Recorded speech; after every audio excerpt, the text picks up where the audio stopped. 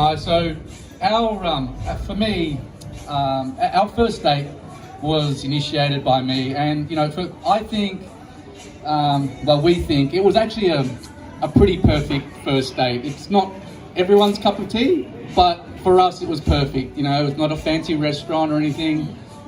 From most of we had our first date at Water Gardens at the Sporting Globe. Some of us know it better than others.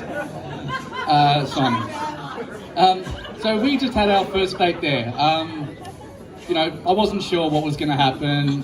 We'd spoken a few times before that, and we met up there, and it was just casual, just have a drink. I'll know if I like them, and they'll know if they like me, and that's it. And we met there on a Wednesday night during the week. I think we had work the next day, but we sat there and we talked for, probably about 2 or 3 hours, just like I'd, been chatting with an old mate that I see all the time. And we just had everything to talk about. I don't know what we spoke about that night, so don't ask. But yeah, none of us, we don't actually remember. But it was pretty perfect. And, I felt something there, and we, I gave her a pash, and out in the car park,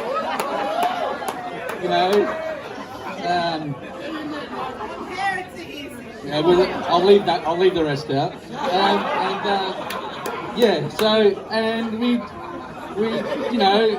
We were pretty cool on, we wanted to see each other the next night. So I'm like, yep, cool, all right, well, I'll see you tomorrow night kind of thing, and I'll text you tomorrow. So yeah, as you know, I did text her the next morning.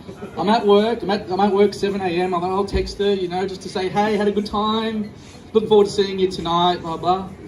And when you text, someone that you've just met, that you're interested, you're waiting for that response to come, and 8 a.m, 9 a.m, I'm starting to feel that I'm getting ghosted here. This is it. I'm done. I'm cooked. It hurt. It actually hurt. And she knows that. I'll still make her pay for that.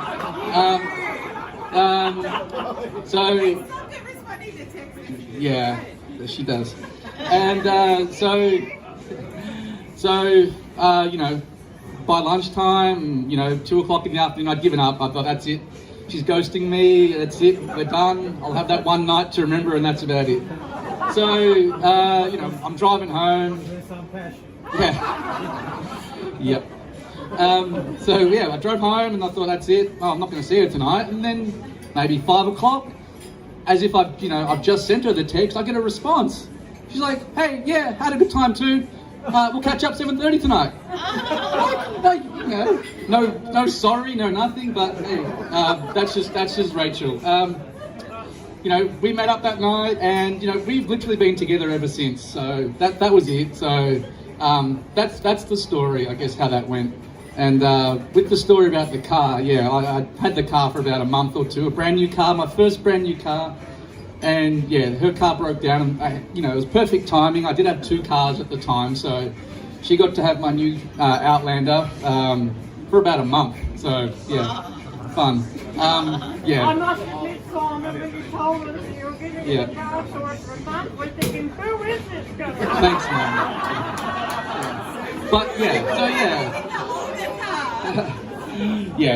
that's it. And the rest, and we're here today. 4.5 years later. So, but part of what I wanted to say tonight is not so much about Rachel and I. You all know us, but we have 4 people to thank for us being together, and those 4 people are my parents, Reno and Mandy, and Chantal and Louie. So my parents raised me. They raised me to be a good person and know right from wrong and know about good values. And Rachel's parents have done the same with her. And that's, what brought us together. We got along and we just clicked. She understood my jokes, but she also just understood, we just had the same values and the same morals. I could see that she had much the same upbringing to me. And, I think if she didn't have that same upbringing that I did in such a loving house, that we probably wouldn't have clicked and we probably wouldn't be together. So it's not so much that I want to thank the mothers for giving birth to us, but it's for the parents in general for raising us the way they did. So thank you, Mum and Dad, for raising me that way. I know I'm not easy. I know it hasn't been all smooth sailing, but we get there. And same for Chantal and Louis. So you guys have been absolutely fantastic to me, and thank you for inviting me into your family. And that goes for the rest of the Lamoureux Orient families. You've welcomed me, into the family. It is my second family. I feel at home there, just like I feel at home with my own family. And I've told you guys all that before. So I feel really lucky to be welcomed into your family. So that's really all I wanted to say, guys. I hope you have a good night. But my daughter Evie has actually said that, just told me a few minutes ago that she does want to actually say some words. So I think she's going to have some loving words to say about me, I hope. Evie, the microphone is yours. Thank you, everyone.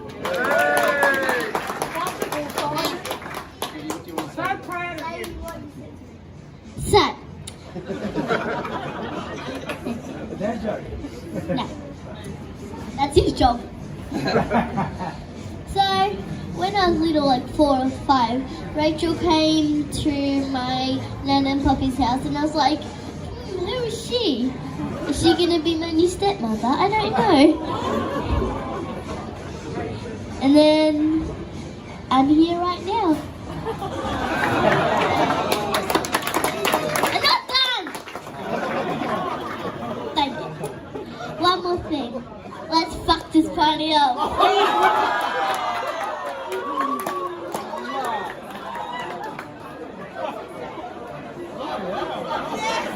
Thank you.